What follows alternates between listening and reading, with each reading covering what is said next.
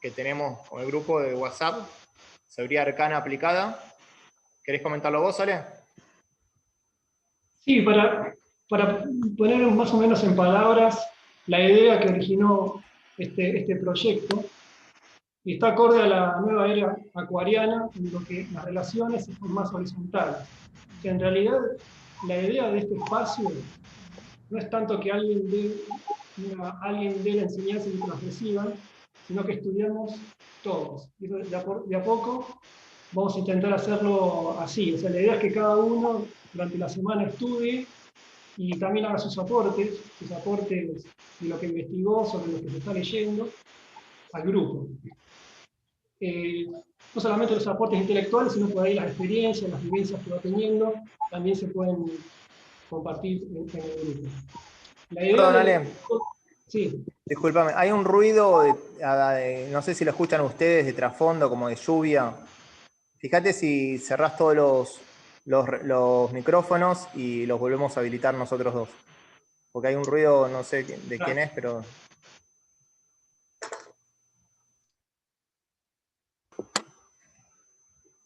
Ahí está, dale, buenísimo. Seguí, Ale, por favor. Sí, no, lo que les decía, que la idea de este espacio en realidad es un espacio de estudio. Generalmente las conferencias se dan de alguien que da una enseñanza y otro que recibe, pero lo que les decía, que la idea de formar este espacio en realidad es que estudiemos entre todos. Y estas reuniones por Zoom lo que nos van a dar es como la disciplina de ir coordinando la lectura entre todos. Por supuesto que por ahí los que más saben, que tienen más experiencia, van a aportar más a los que por ahí recién están empezando o son más nuevos. Pero la idea es que esto sea como una relación más horizontal, que cada uno se sienta, digamos, como que este espacio se sienta que es propio, no es de alguien que lo creó, sino que es el espacio de todos ustedes, para que lo usen para investigar, para estudiar y bueno, para avanzar en este camino tan lindo que es el camino de la búsqueda interna, ¿no? De la búsqueda de propósito, de la búsqueda de crecimiento espiritual. Y la idea de hacerlo, como decía en la era de Acuario, en grupo. Por eso el estudio y las charlas van a ser en grupo. Y lo que se espera es que todos, como decía, estudien y aporten también sus vivencias. Eso es principalmente. Muy bien, entonces es una invitación al trabajo acuariano, al trabajo grupal, a participar, no solo en los Zoom, sino estar en contacto en la semana, investigar, estudiar y nutrirnos entre todos. Un poco la propuesta, ¿no? Así es. En el trabajo tratemos de ser como las dos alas de un pájaro. Bueno, tenemos que tener seriedad y alegría. Seriedad en el sentido de considerar esto un trabajo sagrado. Este trabajo de todos los sábados tenemos que considerarlo como algo muy sagrado en nuestras vidas. Y la alegría de estar empezando una aventura, también una de las aventuras más importantes de nuestra vida, que es tratar de ascender hasta la voz del silencio. Así que, bienvenidos a todos y empecemos con esta aventura. Así es. Como decís, Ale, como hay que coordinar lo que es la seriedad con el entusiasmo y la alegría también y la informalidad. Que no sea tampoco algo tan rígido como lo da la seriedad, ¿no? O sea que es un espacio también de silencio, por eso también es que las publicaciones son nada más relacionadas al libro que se ha elegido, por eso se busca en el WhatsApp sea lo mayor silencio posible, acorde a las enseñanzas, ¿no? Es un espacio por eso bastante distinto, por ahí lo que se pretende es un espacio bastante distinto a otros espacios, digamos que hay ya disponibles para los que quieren, ¿no? El grupo de WhatsApp decís, ¿no? Claro, el grupo de WhatsApp. Okay. También la idea es que, por eso, acá en las videoconferencias, si bien seguramente al principio, como sucedió cuando los pide la maestra, vamos a ser menos los que hablemos, pero lo que se estimula es que con lo que lean, investiguen, cada uno hable y aporte sus experiencias también en la conferencia, ¿no? O sea, como decía antes, que tiene que ser algo, tenemos que tender a que sea algo horizontal, no como siempre que es la enseñanza antes que es vertical, ¿no? Esto es una investigación, un camino que lo emprendemos de manera grupal. En red, digamos, para hablar en términos más acuarianos. Bueno, Ale, ¿tenés otro? Sí, acá. ¿Querés Sí, comentar algo para ver vos? por qué elegimos el libro, que algo avanzó, como dijo Sebastián recién, ¿no? Eh, A los pies del maestro es el libro que leímos anteriormente en otro ámbito, fue escrito por Krishnamurti, y esta es como si fuese una trilogía, Los pies del maestro, La voz del silencio y Luz en el sendero, que no sé si quieren explicar ustedes, Ale o Seba, que saben muy bien por qué se dan estos tres libros como algo también básico al que se inicia, al que está en el camino de la teosofía, ¿no? Sí, algunos dicen que en realidad cada uno marca un nivel evolutivo, o sea, una iniciación. Los números de iniciaciones pueden variar según la versión, pero en general se coincide como que son tres textos que se complementan y se va profundizando uno a otro, ¿no? Hay muchas cosas que vamos a ver en este texto que elegimos, La voz del silencio, que está también en el libro Los pies del maestro. Yo creo que el de la voz del silencio, sobre todo lo más complicado es que es más metafórico y el lenguaje. El de Los pies del maestro era un lenguaje más llano, más simple. Pero no obstante, es accesible. De hecho, hay un montón de conferencias al respecto y creo que grupalmente lo podemos abordar. Por lo menos en una medida. Porque se dice que este libro es para los pocos, es decir, para aquellos que están trabajando con rigurosidad en el sendero místico, en el sendero ocultista, y bueno, seguramente debe haber distintos niveles de profundización en la enseñanza, pero en una medida vamos a tratar de abordarlo y sobre todo incorporarlo y para ponerlo en práctica, ¿no? Aunque sea algo. Complementando lo que dice Sebastián, se nos dice que para empezar a estudiar la voz del silencio, primero hay que llegar a los pies del maestro. Y posteriormente, para llegar a los niveles más altos de lo que habla Luz en el sendero, como requisito, se le pide al discípulo escuchar la voz del silencio. Por eso se nos manifiesta que son tres libros con tres niveles diferentes. El primer nivel, a los pies del maestro. Segundo nivel, la voz del silencio. Y el tercer nivel, Luz en el sendero. Si vemos paradójicamente, históricamente, vemos que es al revés, ¿no? El libro que primero salió publicado en 1885, La luz en el sendero, después La voz del silencio, y después a lo último fue publicado A los pies del maestro. Los tres libros fueron publicados en el ámbito de la Sociedad Teosófica que fundó Blavatsky. Con Olcott. ¿Qué? Coronel Olcott. Con Olcott, porque me dejaste afuera, pobre Olcott. Sí, también hizo su trabajo. Sí. Con Olcott. Sí. Y bueno, y los tres libros que tienen algo en común también, ¿no? Los que se acuerdan que los que leímos a los pies del maestro, ¿qué era el maestro? Era las enseñanzas que el maestro Kutumi en su momento le dio a Krishnamurti. ¿Para qué? ¿Enseñanzas para qué? Enseñanzas para avanzar en el sendero del discipulado. Y la voz del silencio y Luz en el sendero, en cierto sentido, también son reglas que se dan a los discípulos para progresar en el camino del discipulado. La idea entonces es seguir con esa línea. Nosotros originalmente también habíamos propuesto la escalera de oro de Kumar. La escalera de oro en realidad originalmente es de Blavatsky. El libro de Kumar que habíamos propuesto en la votación es el comentario de Kumar sobre la escalera de oro de Blavatsky, que también da todas las características que tiene que seguir el discípulo para llegar, digamos, a desarrollar la sabiduría interna. Y que en realidad era un libro más o menos del nivel de los pies del maestro que ya leímos. Me refiero al nivel de comprensión que uno puede tener, que es la comprensión más masiva. Por eso nosotros lo dimos a votar, a ver qué quería la gente, y como parece entonces que la gente se lanzó por lo más avanzado, lo más complejo, que es la voz del Tal Señor. cual. Así que por eso estamos ahora empezando por leer La voz del silencio entre todos. Sí. Decimos un chimento. En verdad, Alejandro y yo habíamos, en principio, decidido que el mejor libro hubiera sido La escalera de oro. Pero luego Sebastián nos convenció de que en verdad para continuar con el hilo de esta enseñanza, vayamos todos por la voz del silencio. No los convencí yo, los convenció la gente. Y Es bueno, así. ahora vamos a tener que remar entre todos, ¿sí? Porque ¿no? Es bastante más complejo. El otro era como que podías leerlo sin estudiar previamente, pero esto, sin No. un estudio previo, mucho no se va a entender. Bueno, ¿querés pasar? ¿Tenés algo más, Ale, antes de empezar a leer? Vale.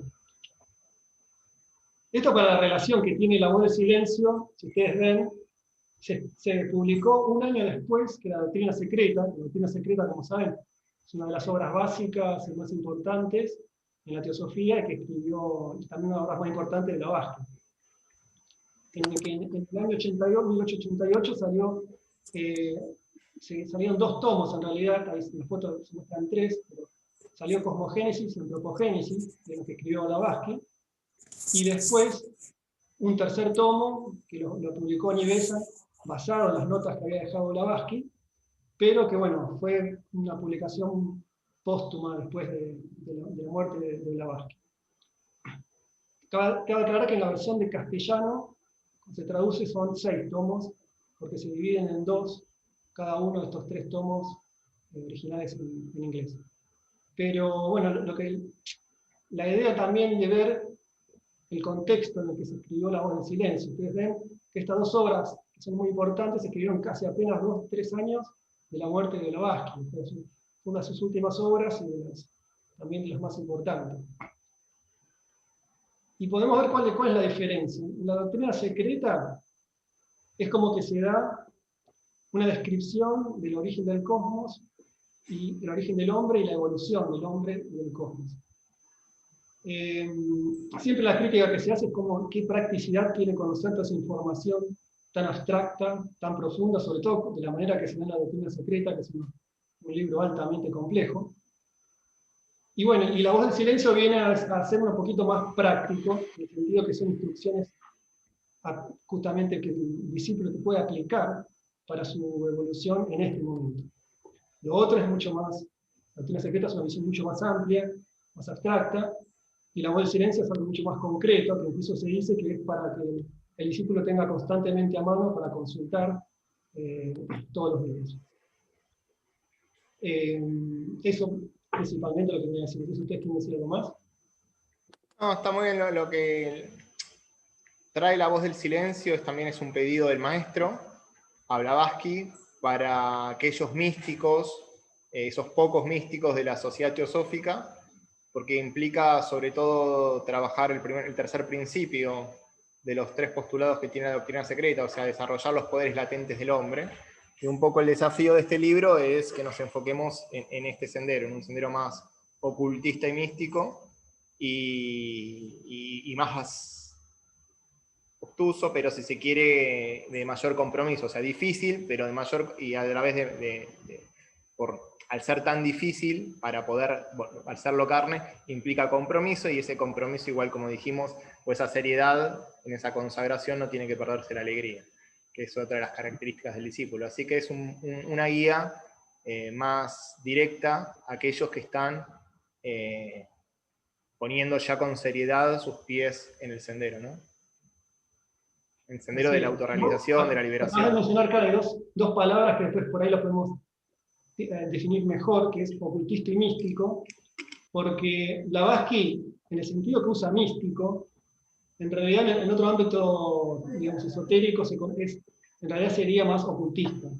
Y místico sería otro significado, el que le daba Blavatsky. Por eso después podemos profundizar un poco lo que es el sendero del místico, realmente como se conoce en el ámbito esotérico, y cuál es el sendero del ocultista, que son 2 senderos distintos, pero que el ser humano en algún momento tiene que cursar los 2 senderos.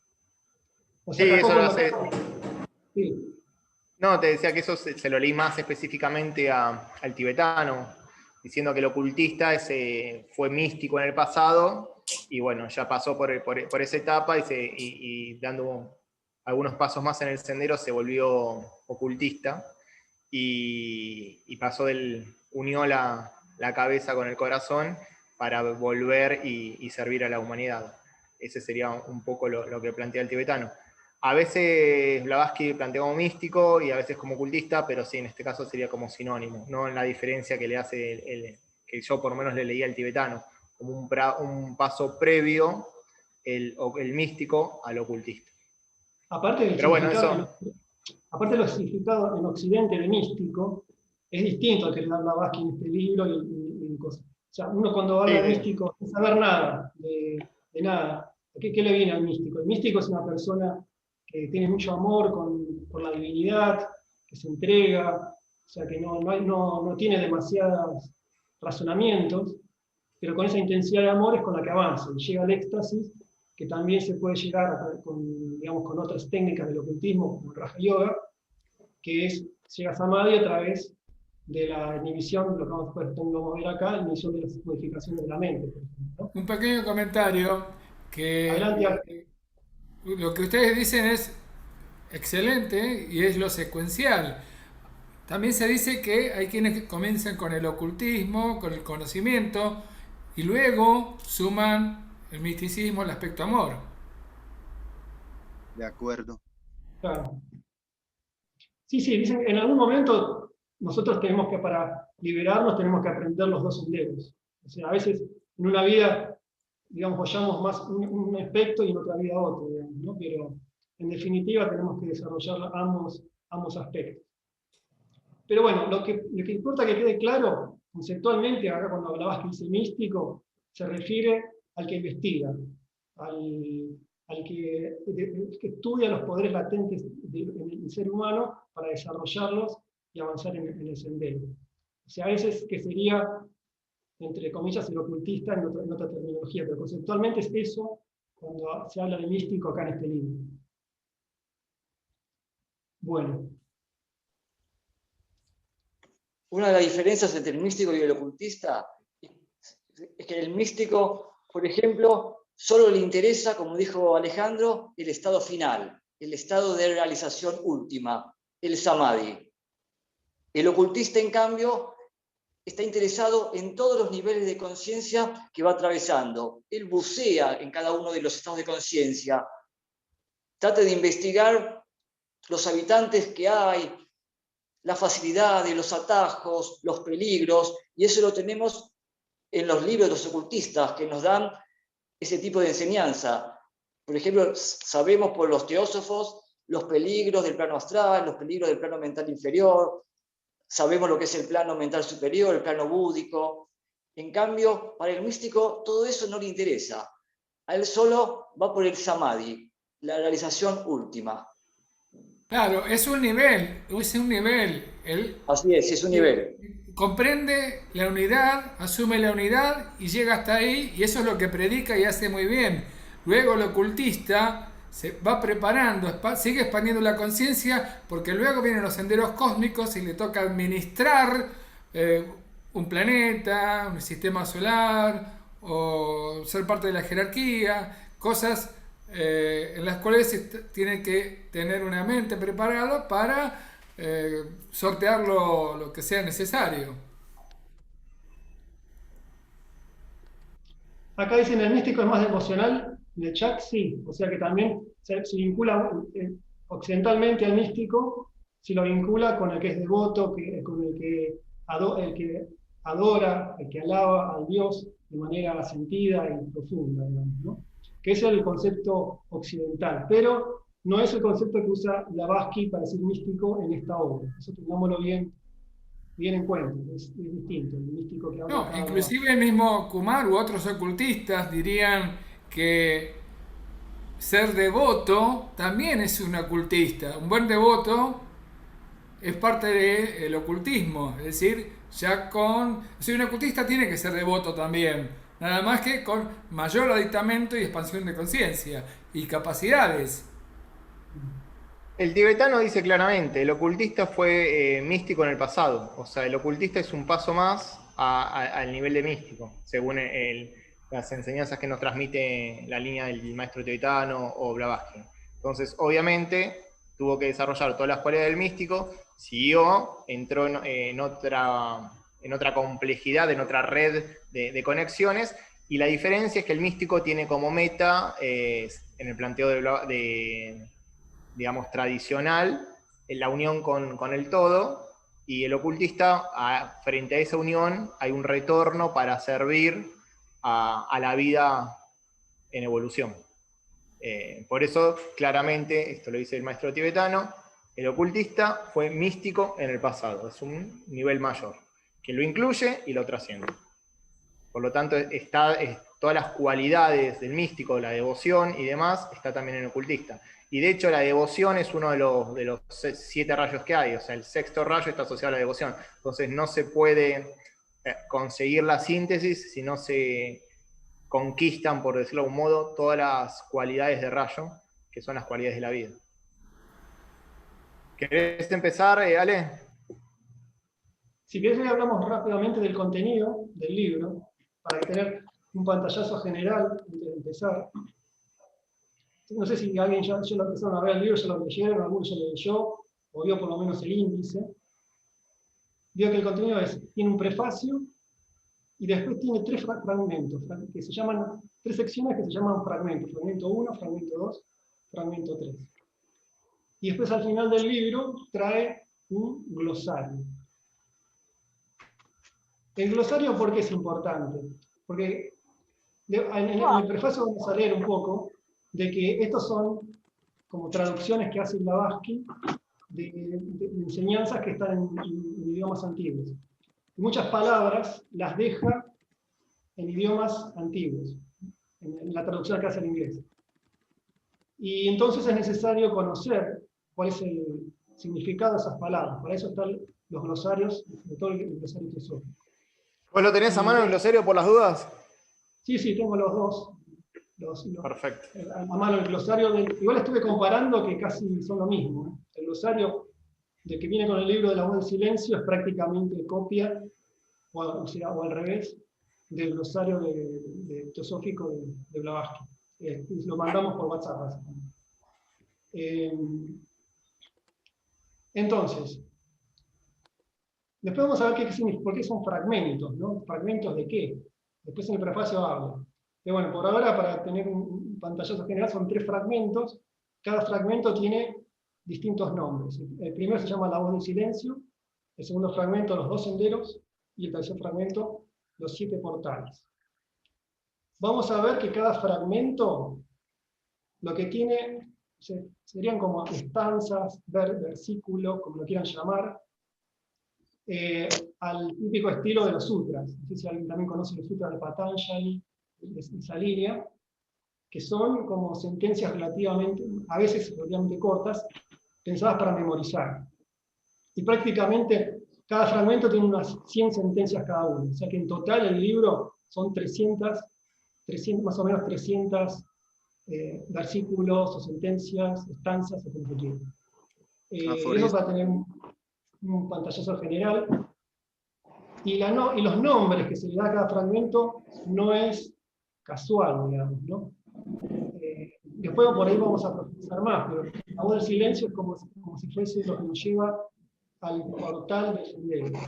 Después vienen los 7 portales en realidad, y al final vienen los 2 senderos, que está relacionado con lo que acaba de decir Seba.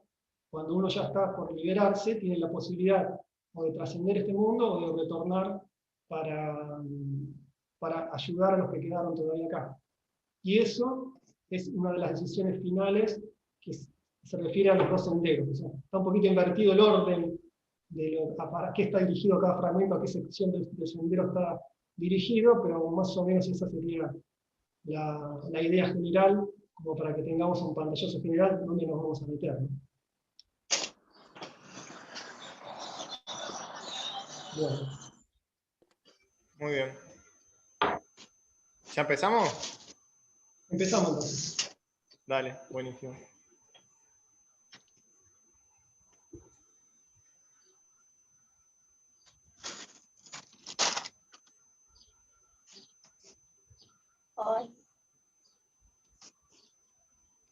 ¿Se ve bien? ¿Sí? Muy chiquito se ve.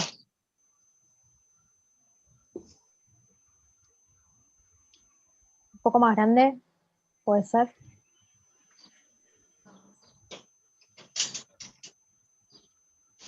Ahí está bien. Ahí va. Bueno, esta sería la carátula, ¿no? Que es fragmentos escogidos del libro de los preceptos de oro. En el prefacio un poco aclara, ahora vamos a leerlo, de qué se trata este libro de los preceptos de oro. Y acá ya nos dice que es para uso diario de los discípulos, lo que ya recién habíamos hablado, ¿no?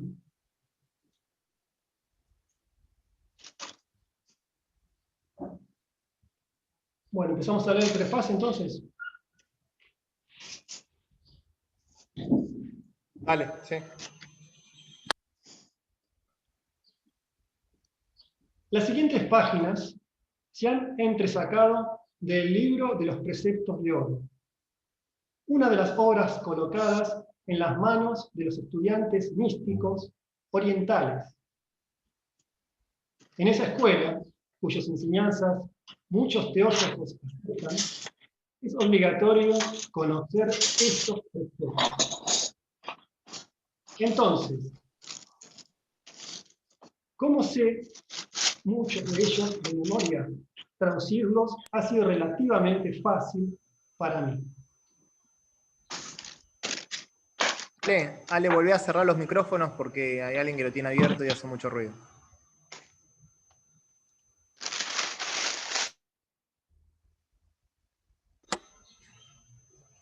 Ahí está. Perfecto.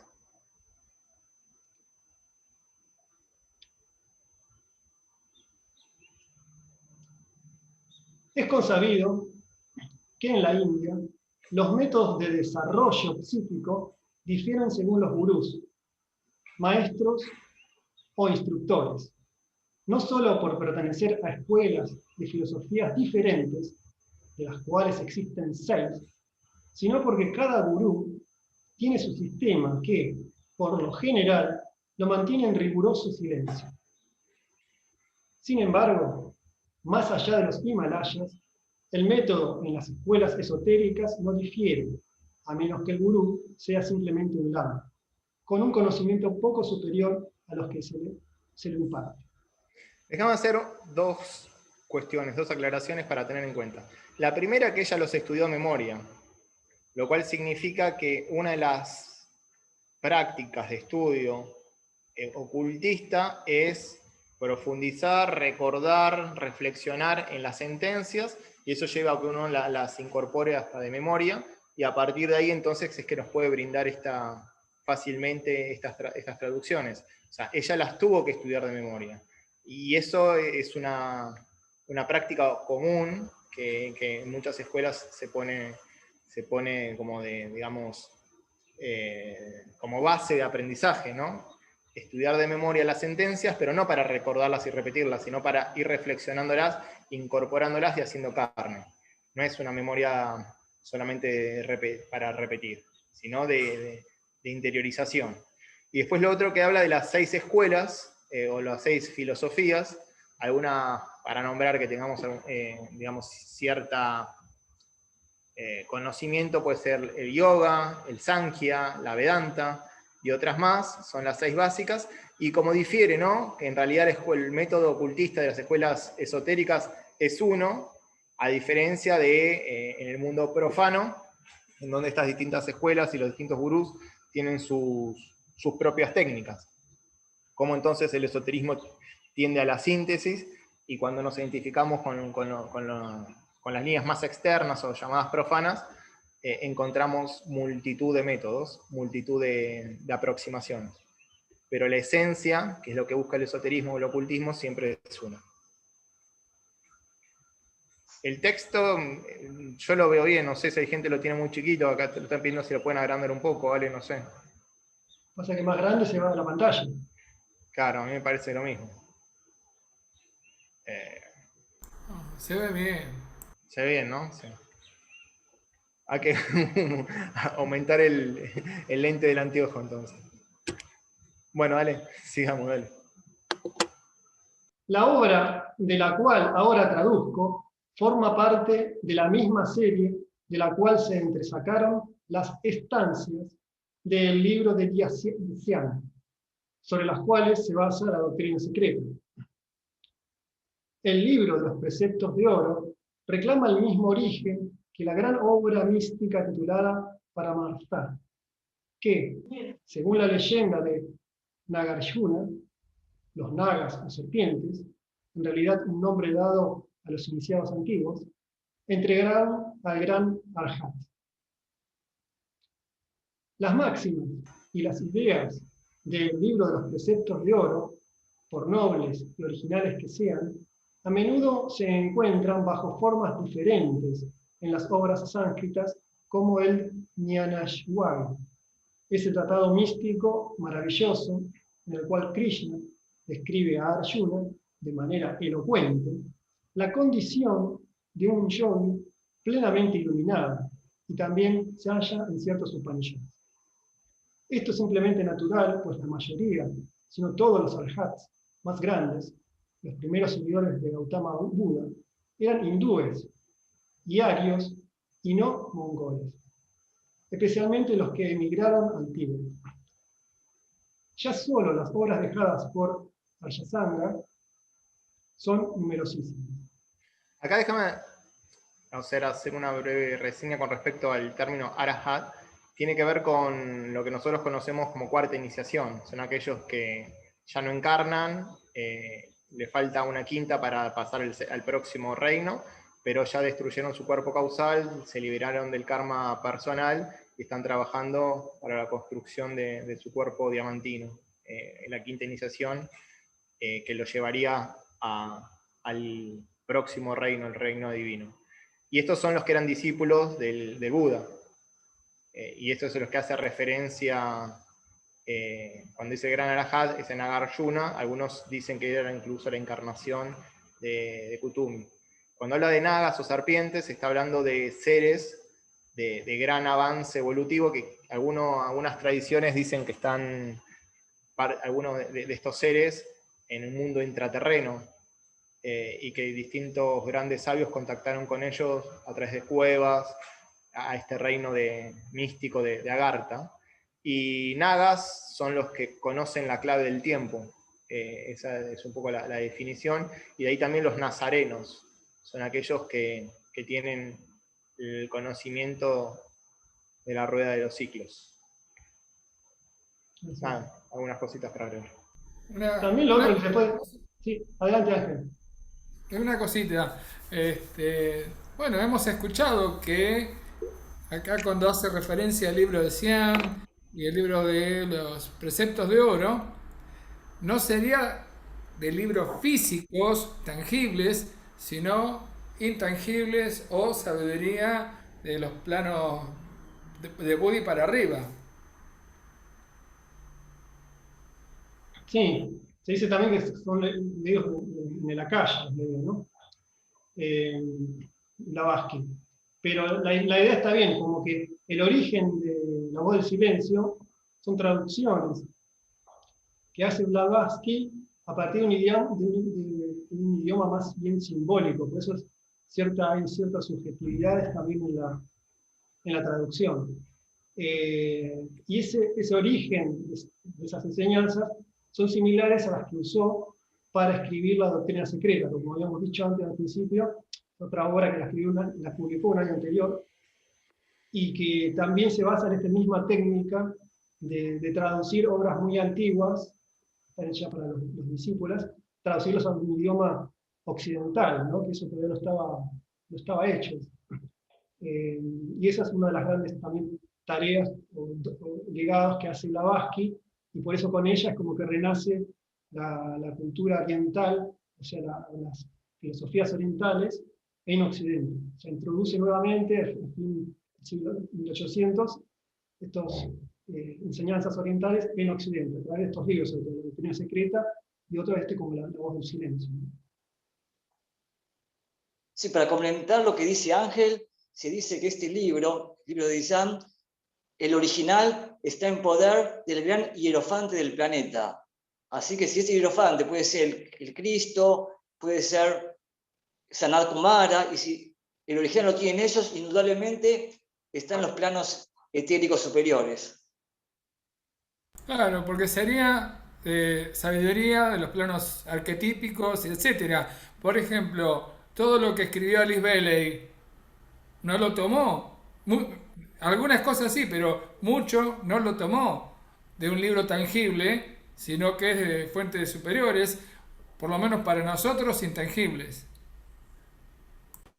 En el caso de Alice Bailey, lo que se dice es que en realidad lo que escribió es por, digamos, dictado telepático del maestro tibetano. O sea, ahí tenemos por eso la obra de Alice Bailey, por ahí es más directa, en el sentido que prácticamente es literal de lo que le dicta un gran maestro, como fue el maestro tibetano. Por eso también la importancia de esa obra de Alice Bailey, ¿no? Sobre todo los libros que se saben que fueron dictados por el maestro tibetano a través telepáticamente. Dale, sí.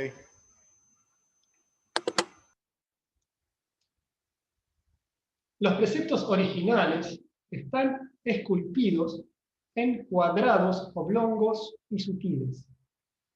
Las copias, a menudo, se encuentran en discos.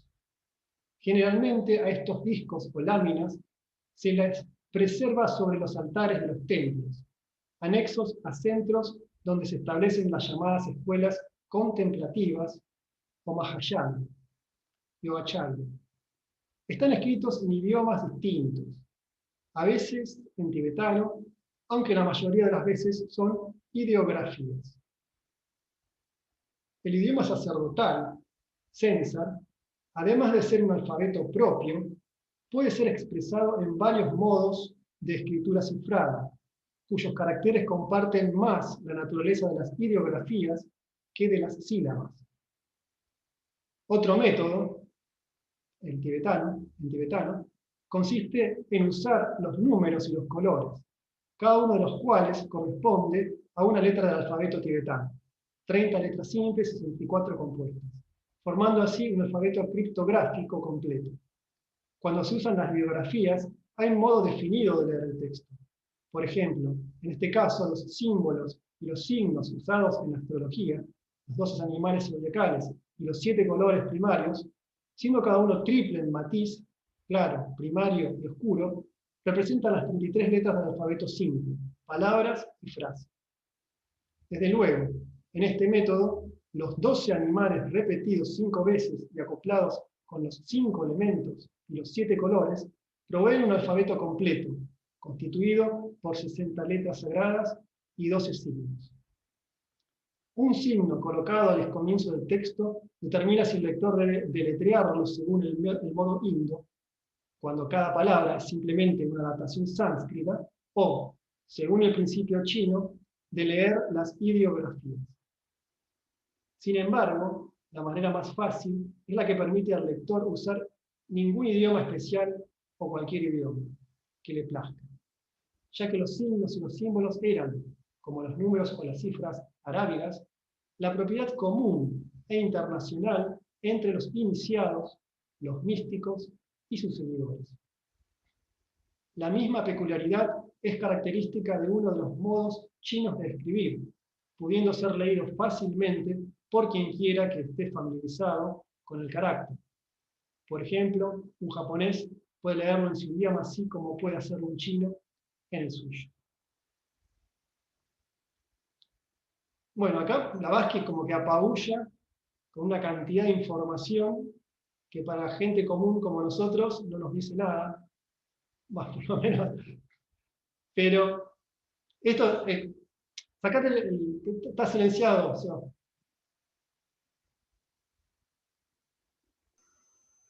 Perdón, lo que te decía sí nos dice sobre la complejidad que tiene el texto y el conocimiento, las capacidades, las claves que hay que conocer para aproximarse en los distintos niveles. Eso sí, nos da una idea al menos, aunque no lo podamos hacer. Claro, es como que te tiran en la cara todo esto, como diciendo, esto no es nada simple lo que dice. Traducir de estos idiomas tan antiguos y tan encriptados, traducirlo a un alfabeto occidental, no es nada sencillo. Sí, por otra parte quería comentar, hemos escuchado que el Censar sería un idioma divino, védico, previo al sánscrito. Sí, sí, es uno de los... Sí, acá lo toma como idioma sacerdotal. Sacerdotal estamos hablando de hierofantes, iniciados, y más que nada, según lo que lo describe acá, son ideografías, o sea, no son tantas letras ese idioma. Y sí, según lo que se dice, es de donde sale el sánscrito, y el sánscrito raíz de todos los otros idiomas. Claro. Por ahí, para tener en cuenta la diferencia, para el que no sabe mucho, entre lo que es un idioma ideográfico y un idioma silábico, como el chino sería ideográfico, ¿no? Porque es como que cada símbolo representa un concepto. Y los idiomas silábicos usan letras que agrupadas de distinta manera generan también ese concepto. El sánscrito sería como un idioma silábico, por eso se puede transcribir, si bien también son, digamos, un alfabeto rarísimo el sánscrito, se puede transcribir a un alfabeto occidental porque son silábicos. En cambio, los ideográficos es más complejo, hay que traducir una idea, no se traduce palabra por palabra, digamos, ¿no? Por eso se dice que el sánscrito se puede transcribir. O sea, transcribir quiere decir pasar de un alfabeto a otro alfabeto. Es distinto de traducir. Bueno, ¿seguimos? Dale. Mira, justo acá la llamada, son la mayoría de sus ideográficas, dice que es la representación directa de las ideas por medio de signos. Esto fue del traductor. Bueno, el libro de los preceptos de oro, algunos de los cuales son prebudistas, mientras que otros pertenecen a un periodo sucesivo, contiene casi 90 pequeños tratados distintos. De estos, he aprendido 39 de memoria, hace años. Para traducir el resto, volviéndonos una tarea fácil, debería recurrir a apuntes esparcidos entre una cantidad copiosa de documentos y cuadernos, reunidos en los últimos 20 años sin haberlos nunca ordenado. Tampoco se pueden traducir todos, entregándolos a un mundo demasiado egoísta y excesivamente apegado a los objetos de los sentidos para que esté preparado, de algún modo, a recibir esta ética tan sublime con el ánimo justo. Pues, si un ser humano no persevera seriamente en la búsqueda del conocimiento de sí, nunca prestará oído a los consejos de esta índole.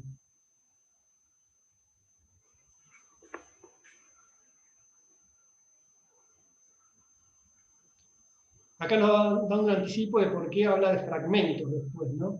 Porque es como que el libro de los preceptos de oro, ella seleccionó fragmentos de este libro, que es lo que después plasma acá en La Voz del Silencio.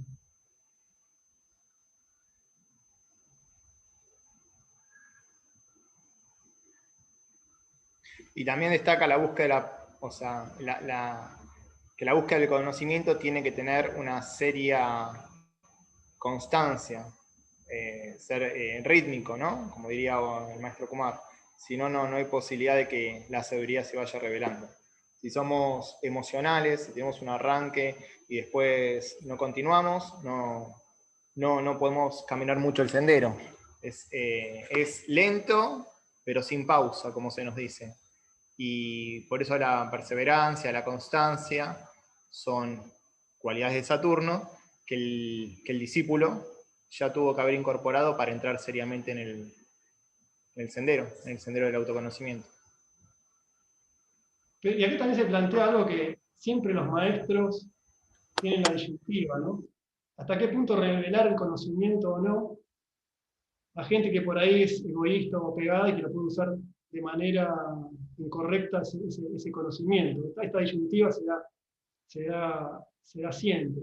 Incluso me hace acordar a Pablo, el apóstol, en la Biblia le dice a sus seguidores que les ha dado leche y que todavía no les dio el alimento sólido, digamos, porque ellos, en el lenguaje de Pablo, son pecadores, digamos, ¿no? Entonces no podía revelarle el alimento sólido, solamente darle leche. Este es uno de los Bueno, primera de Corintios. quería hacer una referencia en cuanto al tema del conocimiento, porque digamos que los malos, entre comillas, también tienen acceso a este conocimiento. Y ya que mencionaste la Biblia, el mismo Satanás, según el símbolo, tenía tanto conocimiento como Dios mismo y poder, etcétera, que hasta quiso reemplazarlo. Quiere decir que el conocimiento solo no alcanza. Por eso dice Corintios 13 que puedes tener todo el conocimiento, etcétera, pero si no tienes amor. Así que digamos que el decantamiento se va dando solo, de alguna forma, porque los malos llegan hasta cierto punto y después quedan en el camino. Claro, se dice que uno, usando de manera, por el camino de la magia negra, si se quiere decir de una manera, camino de la izquierda, se puede avanzar mucho y se puede tener mucho poder, pero como dice Ángel, siempre hay un tope, hasta donde que no se puede pasar por no haber desarrollado ese aspecto de amor que como que limita hasta dónde puede avanzar una persona que va por ese camino. El tema es que en todo ese trayecto puede hacer un montón de daño. Lo que nos cuentan los maestros es que en Atlántida, luego de esa gran guerra que hubo y el mal uso de la energía y de los poderes que se fueron desarrollando, la jerarquía se retrajo, la enseñanza se retrajo y se fue a los planos internos. Y eso de a poco, cuando vayamos evolucionando y la jerarquía lo vaya considerando, esa información que en un momento estuvo a disposición, si se quiere, de manera más masiva, se va a ir, posiblemente a lo largo del Acuario, mucho de eso va a ocurrir, se va a ir revelando. Y tiene que ver con ciclos. El aprendizaje a veces, o el conocimiento a veces se presenta de una manera, a veces más encriptado, y en la medida que nosotros vayamos progresando, que vayamos evolucionando, seguramente mucho más se va revelando. Cuestiones que hoy son información que nos comparten grandes iniciados, en la época de Platón, él mismo dice que no todo podía escribir. Así que pasaron algo más de 2000 y pico años y algunas cuestiones muy esotéricas en aquel tiempo. Hoy por lo menos tenemos la información a través de Doctrina Secreta y otros grandes iniciados que no conocíamos. Y lo mismo, en la medida que vayamos progresando, se nos van a ir revelando. Así que seguramente es un desafío el tener ese conocimiento, es una responsabilidad grande y también, según el uso que hagamos de eso, el karma pertinente, ¿no? Así que todo es parte del aprendizaje. No obstante, perdón, termino con esta idea. No obstante, los que nosotros llamamos malos o magos negros, en realidad son parte también de la evolución, son parte del inconsciente, si se quiere, del logos, y todos nosotros, en algún sentido, formamos o estamos involucrados en ese estado de conciencia. En la medida que el logos vaya evolucionando, es decir, aquella alma que interpenetra todos los reinos y en el cual vivimos, nos movemos y tenemos nuestro ser, en la medida que evolucione, esas cualidades, esas energías más densas se van a ir depurando y van a ir desapareciendo. Lo que podemos hacer nosotros es trabajar sobre nuestras propias oscuridades, y en la medida que trabajamos en nuestras propias oscuridades, colaboramos en la purificación del mundo. Quería comentarle que... una cosita. Sí, perdón. No, gracias. Hay que tener cuidado en poner solo el énfasis en el tema conocimiento, porque si no puede ser una traba. Tiene que estar acompañado del amor, a la par, meditación, estudio y servicio, todo a la par. Y respecto de lo negro y demás, bueno, somos advaitas, la teosofía es advaita, somos uno, el ser, constituimos la unidad, así que tenemos que salir de esto de la dualidad, vamos tomando conciencia de que somos uno y estamos evolucionando. Quien está evolucionando en realidad es el ser. Nosotros en este momento, los que estamos aquí participando, y todo lo que podemos pensar es mutable, por lo tanto irreal. Lo real, lo inmutable, es a lo cual vamos propendiendo a llegar. Así que todo dentro de lo irreal nos ayuda a evolucionar para llegar a lo real, a lo inmutable. Sí, en definitiva, Ángel, como decís vos, el concepto de todo lo que hacemos, o el sendero que emprendemos como discípulos, es para realizar ese concepto que acabas de decir de que todos somos uno. que por ahí lo tenemos, ya lo hemos escuchado mucho, lo sabemos, pero es intelectualmente, digamos. Realmente, cuando lo realicemos, cuando lo experimentemos, es cuando ya habremos, digamos, llegado hacia el final del sendero.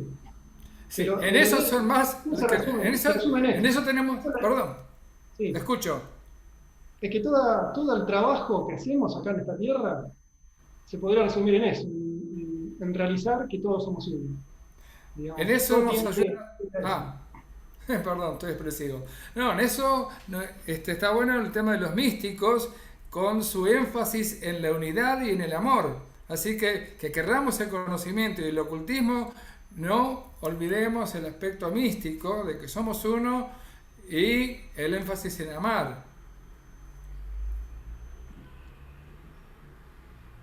El tema también, justamente, que cómo uno desarrolla el tema del amor, ¿no? Y porque no es que uno por la voluntad ya puede amar. O sea, eh, el ocultista también lo que ayuda es como a limpiar, o sea, discierne qué es lo bueno, qué es lo malo, para ir limpiando, No, para que pueda surgir esa experimentación de lo que es sí, ese hay que amor, tener ¿no? cuidado con la mente, porque la mente divide, analiza, análisis, Bien. análisis, análisis.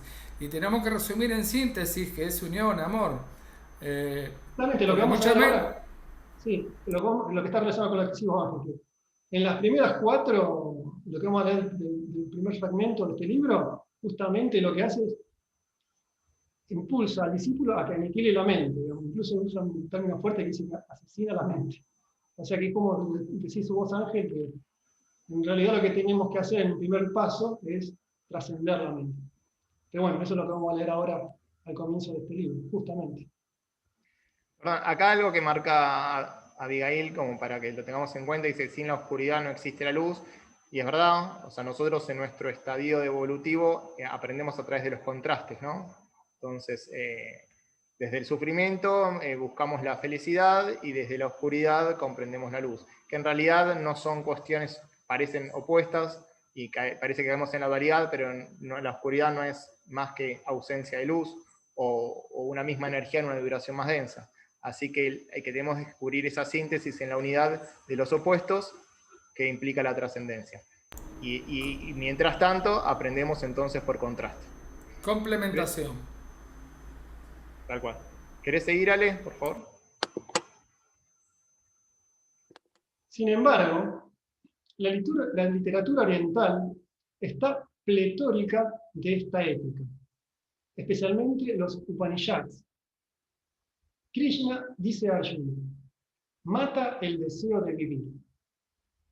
Ese deseo solo radica en el cuerpo, el vehículo del ser encarnado, y no en el ser que es eterno, indestructible, que no mata ni puede ser matado. Kata Upanishad. Acá estaría bueno aclarar que el matar no es luchar, sino se tiene que entender como que el guerrero tiene que trascender, sublimar su sentido de separatividad que lo hace creer que tiene un nacimiento y un fin, una muerte.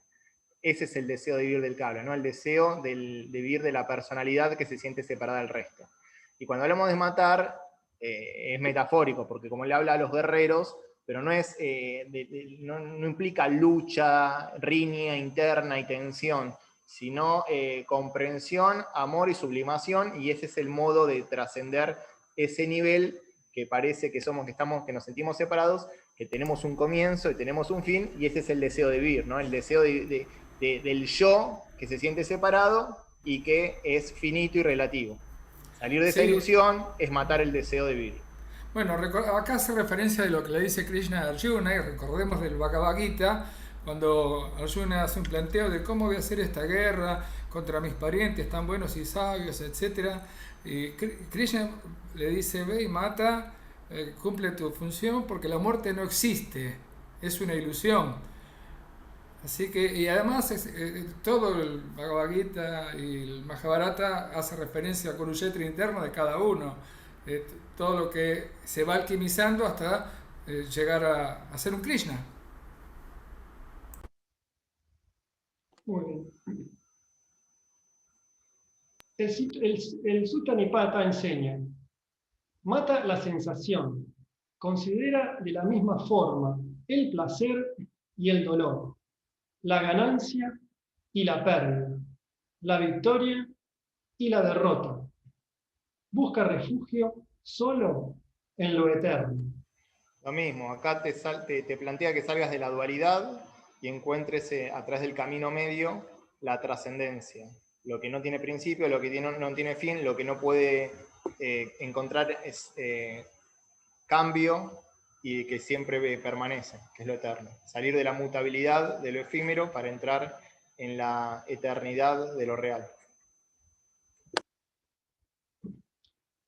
Destruye la sensación de separatividad. Repite Krishna en toda manera. La mente, manas, que sigue los sentidos impetuosos, hacia el alma, buddhi, tan impotente como el viento que arrastra la barquilla en las aguas. Es interesante. Sí, esto es interesante. Esta frase es hermosa, es para leerla varias veces. No, y aparte lo que plantea la enseñanza teosófica es que el alma humana es buddhi manas, y que manas tiene dos aspectos, uno superior y uno inferior. Cuando el aspecto inferior de manas, la mente concreta, prevalece, queda arrastrado entonces en un punto el alma por el karma que eso produce, de esa mente concreta que cae en la separatividad, hacia la ilusión, hacia las aguas de la ilusión y el espejismo. Cuando manas permanece pura y no se ve condicionada por la fantasía de esta separatividad, entonces el alma encuentra un vehículo por el cual expresarse en el mundo, porque si no es a través de manas no se puede expresar en el mundo buddhi, y esa luz que es inherente brilla y eleva a la vida, que es lo que se espera de un discípulo iniciado, ¿no? Que purificando en sí mismo sus cuerpos inferiores, le permita a lo que es él, al ser, el alma, esa síntesis, ese punto que está en todas partes y no tiene circunferencia en ninguna, que es la base común, brille en la aparente temporalidad del mundo, para elevar la tierra, como dice la gran invocación, hasta los reyes de la belleza. O, como sería, hágase tu voluntad así en la tierra como en el cielo, y lo que se espera del ser humano es eso, ¿no? Elevar los reinos inferiores hacia los superiores, porque es el nexo entre lo superior y lo inferior hacia el cuarto reino. Todo eso me parece que en un punto está involucrado en el nivel micro y en el nivel macro, en lo que está planteando acá Bhagavad Gita, ¿no? Sí, y es interesante también la belleza poética, como está escrita en esta frase que está resaltada, ¿no? Imaginémonos nuestra alma. Nosotros en realidad se dice que nosotros somos el alma, que estamos en el plano, digamos, la mente abstracta superior, que acá llama buddhi. Bueno, también hay que ver las terminologías que usa Blavatsky, que por eso a veces son distintas que las que se usan en otros ámbitos esotéricos. Pero la mente, el alma estaría en el cuerpo, que es el cuerpo causal del alma, estaría en una mente superior, en una mente abstracta. La mente concreta es justamente la que se refiere acá con manas, la mente que está pegada a los sentidos. Claro. Y es como que, acá poéticamente, ¿cómo lo dice? Como que si el alma está en una barca, que no la puede manejar. Es como que están en un vehículo, que es la personalidad, que es arrastrado por los sentidos. ¿Los sentidos qué es? Todo lo que nos llega desde afuera. O sea, que es arrastrada por el viento, por las olas, y no tiene manera el alma de manejar ese vehículo, esa canoa, esa barquilla. Y justamente uno de los objetivos de lo que se nos enseña al discípulo es desarrollar la capacidad de que la personalidad se subordine al alma, ¿no? Que tenga la capacidad de responder a los impulsos del alma y cada vez responder menos a los impulsos de los sentidos. De ahí viene todo el tema de por qué la purificación, de por qué, digamos, todas las digamos, prestaciones o todas las reglas que se ponen para la purificación, ¿no? Que en realidad, que también cuando se habla de matar el deseo, cuando se habla, que también eso lo vimos a los pies del maestro, ¿no? ¿Para qué? ¿Por qué? Y un poco se resume para evitar esta frase que tenemos resaltada aquí. Que seamos Aunque es una importante, barca. de acuerdo a los comentarios que están haciendo todos, que todos tengamos en cuenta el septenario del que habla la teosofía, los 7 cuerpos del hombre. ¿Están todos más o menos, conocen el tema del septenario? ¿Tienen algunas dudas? Si no, van a tener que empezar a leer un poquito sobre el tema, porque si no se va a hacer un poco complicado el libro. Sí, tal Sí, cual. eso. De hecho, podemos compartir material también en el grupo para... Teniendo en cuenta que a veces el vocabulario de Blavatsky y no es igual al del tibetano, hace referencias a veces a cosas similares y a veces complementarias, no exactamente igual. Entonces podríamos compartir también algo sobre cómo plantea los cuerpos, sobre todo Blavatsky, que no es exactamente igual a lo que nos llega del tibetano. Y esas sutilezas también habría que tenerlas presente cuando leamos el libro, porque este es un libro escrito por Blavatsky, ¿no? Entonces estaría bueno entrar dentro de su modelo, de su modo de entender a la enseñanza y a los cuerpos para que nos aproximemos más a lo que ella quiere decir.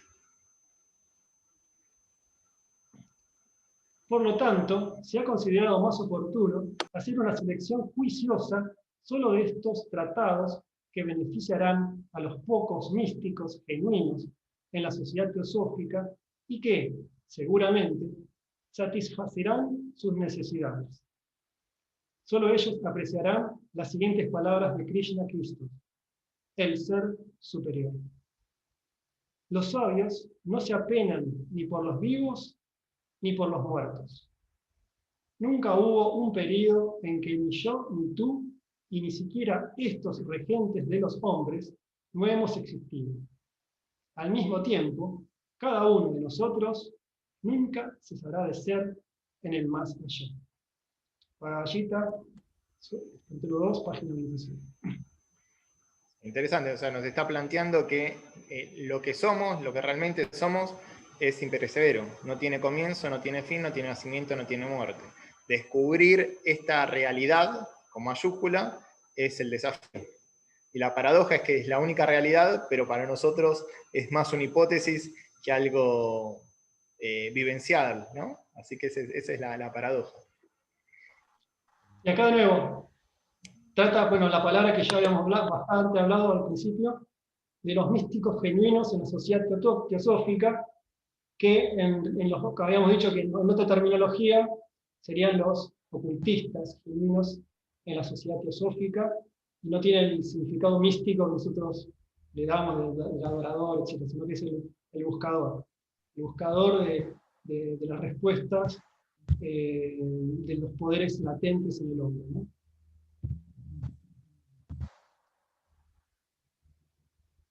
En esta traducción he hecho lo mejor posible para preservar la belleza poética del lenguaje y las imágenes que caracterizan al original. Le corresponde al lector juzgar hasta qué grado este esfuerzo ha sido un éxito. H.P. Blavatsky. Bueno, y de esta manera termina el prefacio que nos da una idea de dónde sale el origen y por qué el origen de este libro. Y la ¿Qué hora es, complejidad, muchachos? ¿no? ¿Qué? ¿Qué hora es? Sí, es 8:25. Ya podríamos ir entonces haciendo el cierre. No sé si quieren decir algo para redondear. Ya después empezaríamos la próxima con el fragmento. Con el libro. Claro, ya empecé la próxima con el libro. Ok, ¿Si bueno. hay alguna pregunta, comentario que quieren hacer?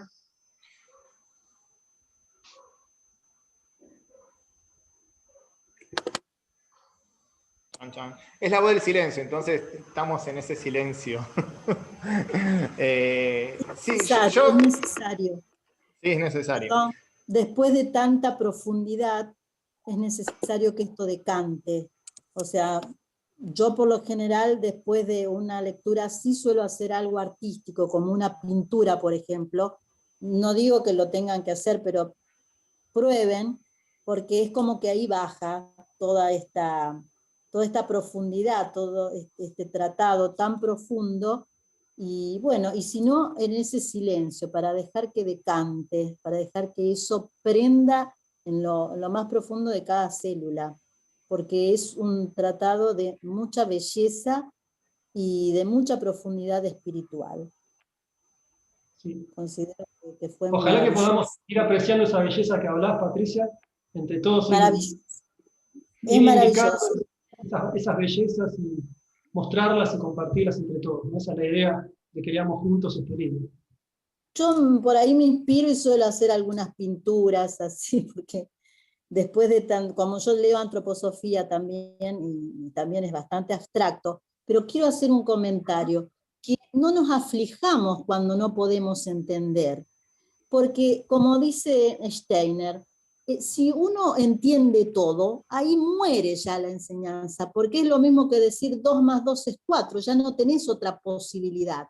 Pero cuando no entendés y creés que no llegó nada, no es así, es dejarlo que decante, porque en el sueño, cuando nuestros cuerpos se retiran, van a buscar refugio y van a buscar nutrición, digamos, en nuestro cuerpo astral, en nuestro yo superior, para venir a nutrir nuestro cuerpo etérico, nuestro cuerpo vital, pero es necesario que todo esto decante. Entonces en la noche decanta y baja todo lo que tiene que venir. Nosotros nos tenemos que predisponer, por ejemplo, para ir al sueño, nada más.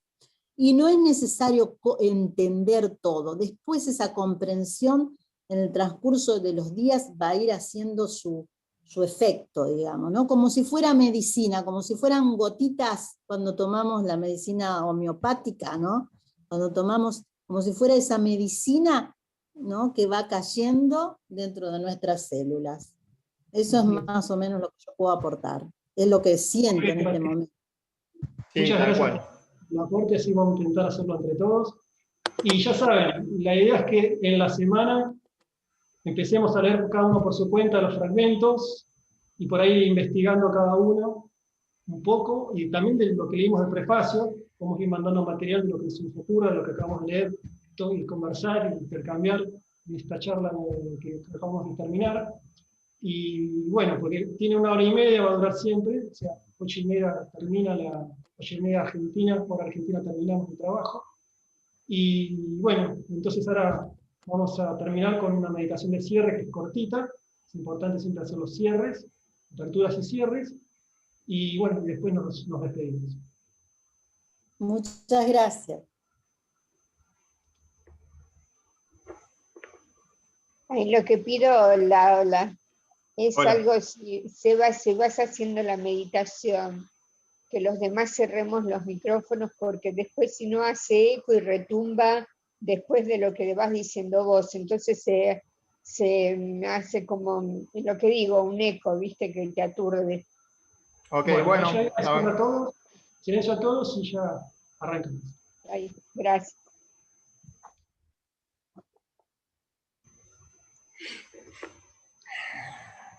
Espalda recta.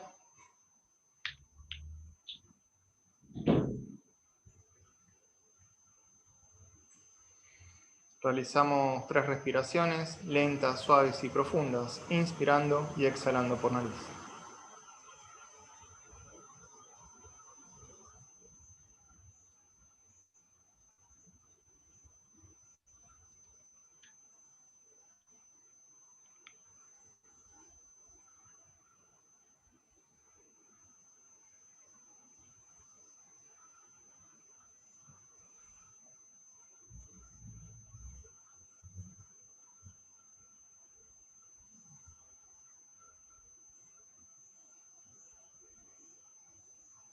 Entonamos 3 veces la palabra sagrada Om, en medio tono.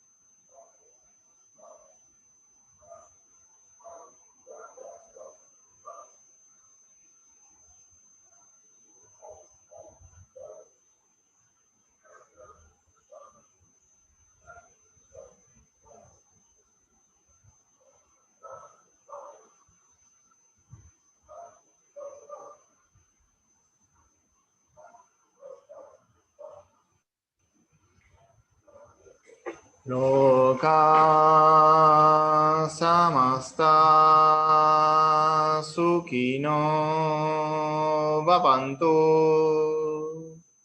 Loka samasta sukino bhavantu. Loka samasta sukino bhavantu.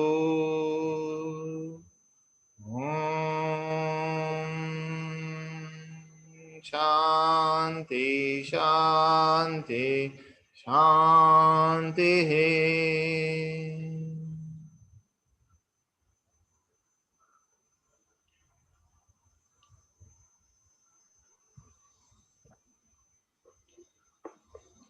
Lentamente y una respiración suave y profunda. Inspirando y exhalando por nariz, retomamos la percepción habitual.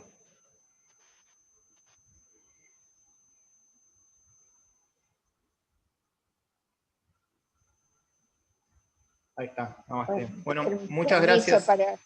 Para decirte gracias, Seba, hermoso trabajo, hermosa Namaste. lectura. Y gracias a los Alex, a Ángel y a todos los presentes. Gracias infinitamente. Este libro de Blavatsky es maravilloso. Gracias. Gracias a todos ustedes. Gracias. Linda noche.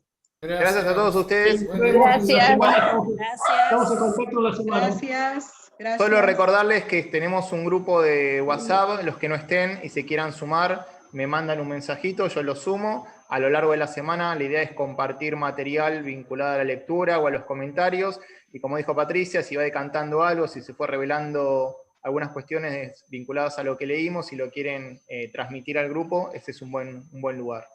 Hay otras actividades en la semana, el domingo, lunes, martes, el miércoles también estamos con astrología, y bueno, si no nos vemos el próximo sábado a las 19 horas de Argentina. Gracias a todos y muchas bendiciones. Bendiciones para todos. Buenas noches. Bendiciones, buenas noches. Bendiciones. Buenas noches a todos, Buen gracias. término de sábado y domingo. Gracias. Chao. Gracias.